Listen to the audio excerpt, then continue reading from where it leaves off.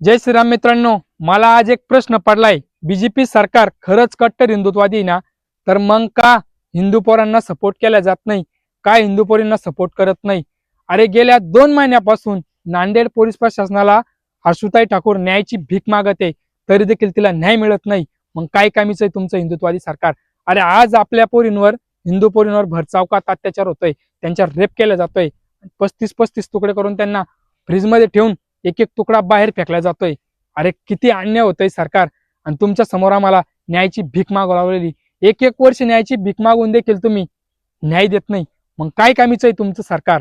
अरे राज्यात जरी कट्टर हिंदुत्वादी सरकार आहे तर करा ना तशी कारवाई. ठोकाण्या ज्या आधी भाडव्यांना साल्यांना भरचौकात करा ना, यांचा इन्काउंटर. परत बघा ना कोणाची रेप करण्याची हिंमत होते का? अरे माझ्या राजाच्या काळात जरी राजाला कळलं एखाद्या मुलानं रेप केला एखाद्या मुलीवर, तर त्याच्या दुसऱ्या क्षणी त्याच्यावर ऍक्शन घेतल्या होती आणि त्याला भरचौकात त्याचा चौरंग केला होता. आज तुम्ही आरोपी सापडून देखील त्या आरोपीला कुठली ऍक्शन घेत नाही. वा रे वा, बीजेपी हिंदुत्वादी सरकार यालाच म्हणतात का?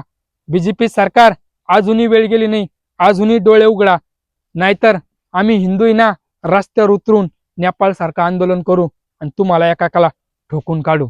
शेर में सीताराम घुसा देंगे सरेआम. जय श्रीराम.